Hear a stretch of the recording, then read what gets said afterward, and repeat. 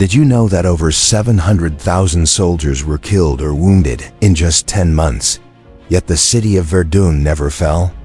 This is the battle that tested the limits of human endurance and became the ultimate symbol of France's courage in World War I. Verdun, fought between February and December 1916, stands as one of the most brutal and symbolically significant confrontations of the First World War.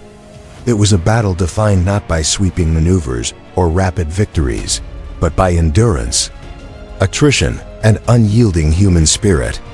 Verdun tested the limits of both armies and left an indelible mark on the history of modern warfare. By early 1916, the Western Front had settled into a deadly stalemate. The French and German armies were entrenched in extensive defensive lines stretching from the North Sea to the Swiss border. Years of war had exhausted both nations, and commanders were searching for ways to break the deadlock. For the Germans, the solution came in the form of a carefully calculated plan designed to weaken France through attrition. Chief of General Staff Erich von Falkenhayn identified Verdun as the perfect focal point for his offensive. Verdun was not only strategically important, it was also a symbol of French national pride. Its capture would not only inflict military losses, but also strike at the heart of French morale. For France, to lose Verdun would have been more than a tactical defeat. It would have been a national humiliation. On February 21, 1916, the German attack began with one of the most intense artillery bombardments the world had yet seen. For days, heavy shells rained down on Verdun and the surrounding countryside, leveling villages, forests, and roads.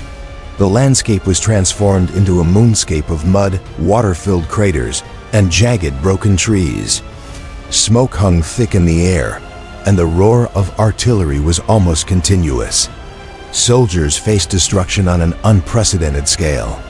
For those in the trenches, life became a constant struggle to survive each day. The French defenders, although exhausted and demoralized by the continuous bombardment, refused to yield.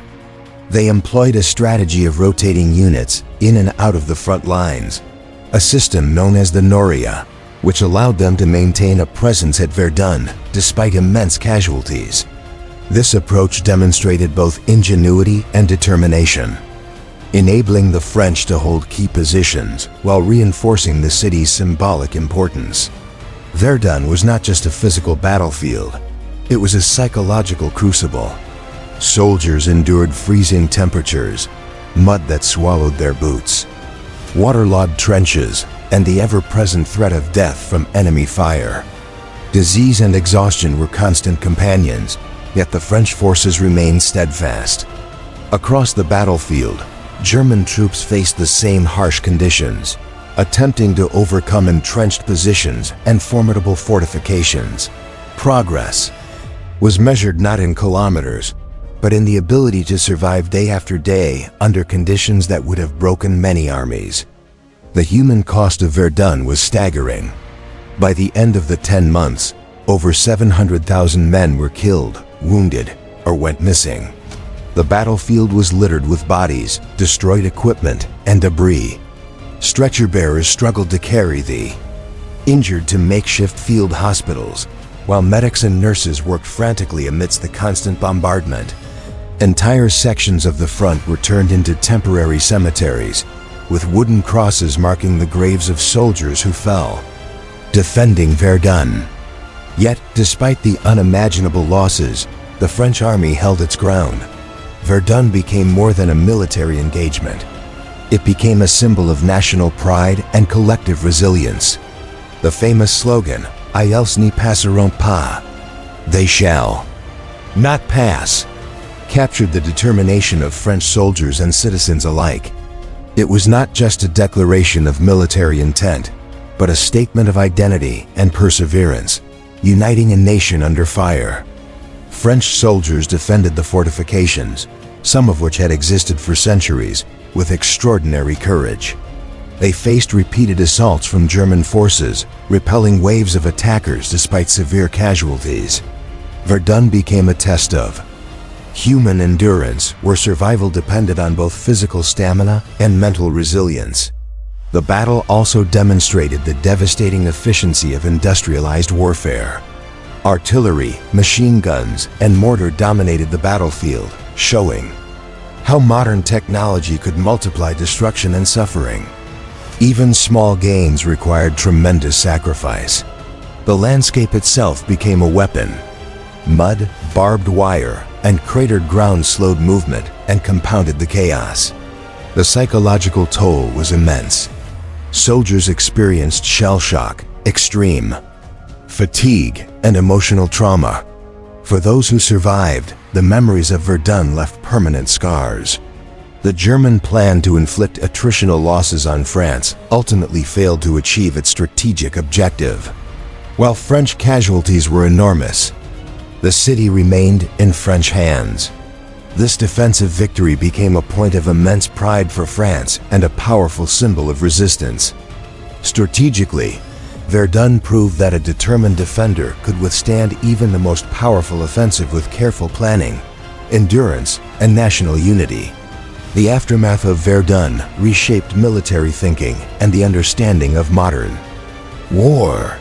Commanders studied the logistics of sustaining armies under continuous attack, the psychological limits of soldiers, and the devastating impact of artillery and chemical weapons.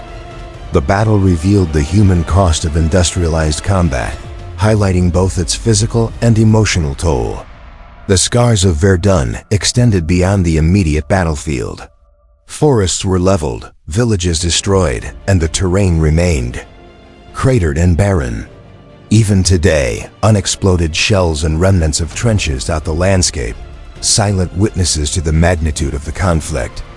Memorials and ossuaries honor the fallen, serving as enduring reminders of sacrifice and resilience. Verdun also influenced the collective memory and identity of France.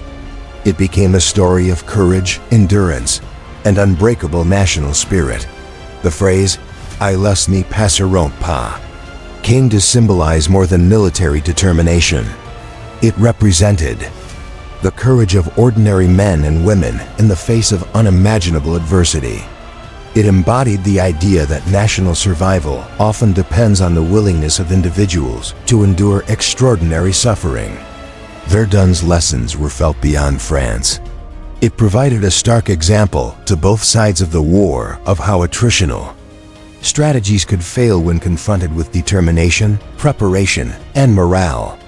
It also underscored the changing nature of warfare in the 20th century, demonstrating that industrial technology could magnify destruction while offering limited strategic advantage if misapplied.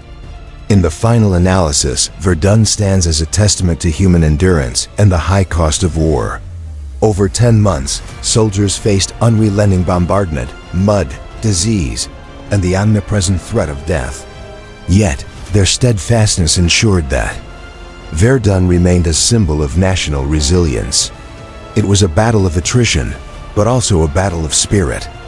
Verdun teaches us that courage and perseverance can withstand even the most devastating forces, and that the legacy of war is measured not only in territory gained or lost, but in the enduring spirit of those who defend what they hold dear. Today, Verdun remains etched in history as one of the most brutal battles ever fought. Its lessons are timeless. The horror of industrialized warfare, the psychological and physical cost of prolonged combat, and the extraordinary resilience of a nation under siege. "Ils ne passeront pas" was not merely a slogan. It was the embodiment of the French will to resist, survive, and preserve honor.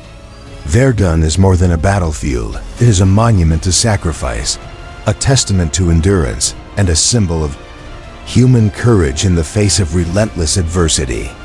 The memory of Verdun continues to resonate over a century later, reminding the world of the costs of war, the depths of suffering, and the strength of those who refuse to yield.